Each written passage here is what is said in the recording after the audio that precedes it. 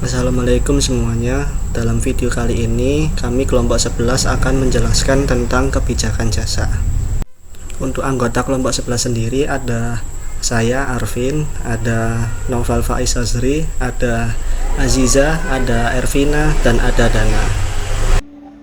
Mengelola komplain dilakukan untuk memastikan bahwa bisnis Anda sesuai dengan peraturan yang ditetapkan oleh regulator, di mana langkah-langkah yang bisa dilakukan yaitu antara lain, yang pertama, memahami peraturan yang berlaku, yang kedua, membuat kebijakan dan prosedur yang sesuai, yang ketiga, melibatkan karyawan, memantau mengevaluasi kepatuhan, dan mengambil tindakan perbaikan. Sudrajat, Kumara, dan Susandi mendefinisikan service recovery sebagai suatu tindakan yang diambil oleh perusahaan untuk mempertahankan loyalitas konsumen dengan menunjukkan respon dan tindakan yang tepat pada keluhan konsumen. Indikator-indikator yang digunakan oleh Beck dan Shanklin untuk mengukur kepuasan konsumen atas service recovery adalah: yang pertama, kepuasan konsumen atas service recovery yang diberikan oleh perusahaan. Yang kedua, kepuasan konsumen terhadap cara perusahaan menangani masalah atau keluhan tertentu. Dan yang terakhir, ketiga, kepuasan konsumen terhadap pengalaman menggunakan produk atau jasa tertentu. Selanjutnya adalah kualitas pelayanan dalam perspektif Islam. Jadi kualitas pelayanan dalam perspektif Islam itu merupakan bentuk evaluasi dari konsumen atas penyajian jasa yang dilakukan oleh penyedia jasa yang menyadarkan setiap aktivitasnya kepada nilai-nilai moral dan sesuai dengan kepatuhan yang telah dijelaskan serta syariat Islam. Nah, yang selanjutnya saya akan menjelaskan mengenai perbankan retail. Perbankan retail dikenal sebagai perbankan konsumen atau perbankan pribadi.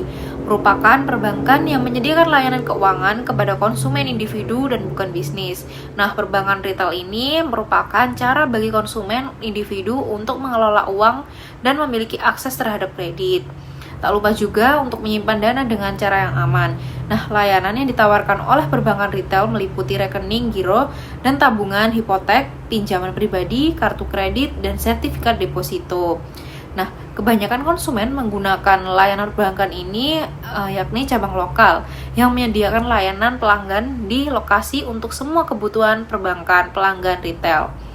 Melalui lokasi cabang lokal, perwakilan keuangan memberikan layanan pelanggan dan nasihat keuangan.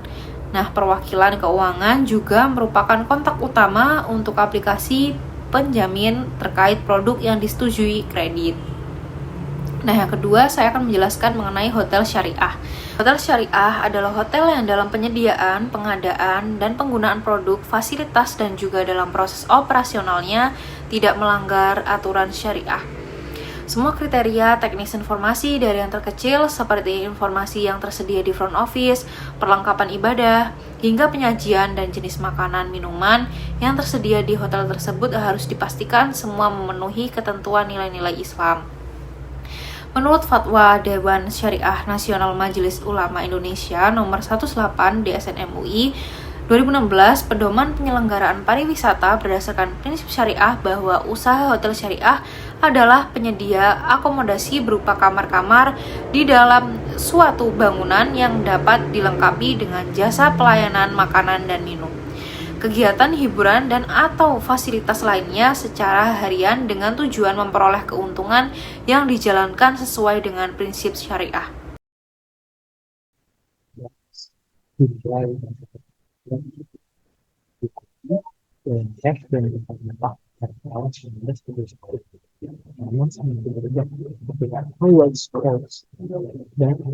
Dan mengubah Starbucks sebagai model bisnis yang berfokus pada kedai kopi. Dan pada tahun 2008 terdapat bencana ekonomi yang membuat Starbucks menutup beberapa gerai yang ada di Amerika. Nah, Starbucks ini kembali menghadirkan Howard Schultz sebagai CEO. Howard Schultz ini mengubah model bisnis Starbucks dengan inovasi Starbucks Gift Card yang terhubung dengan aplikasi Starbucks. Program ini memungkinkan pelanggan mengumpulkan poin dari setiap pembelian yang dapat ditetapkan dengan reward seperti diskon atau kopi gratis. Pelanggan juga dapat menyetor uang ke kartu atau aplikasi untuk digunakan saat berbelanja di Starbucks. Dengan program ini, Starbucks berhasil menarik pelanggan setia Saldo uang yang didepositkan oleh pelanggan ini membuat Starbucks memiliki sumber dana yang besar. Mereka tidak perlu membayar bunga kepada pelanggan tertimbang pada tabungan atau pinjaman, walaupun mereka juga menghimpun dana. Mereka juga tidak tunduk pada regulasi keuangan seperti bank. Pada tahun 2022, saldo yang didepositkan mencapai 1.723 miliar dolar. Ini membuat Starbucks menjadi salah satu bank terbesar di Amerika dengan 87% bank di Amerika memiliki total aset kurang dari itu. Starbucks juga mendapatkan pendapatan dari saldo yang tidak pernah digunakan oleh pelanggan. Mereka bisa mendapatkan sekitar 170 juta dolar per tahun dari saldo ini.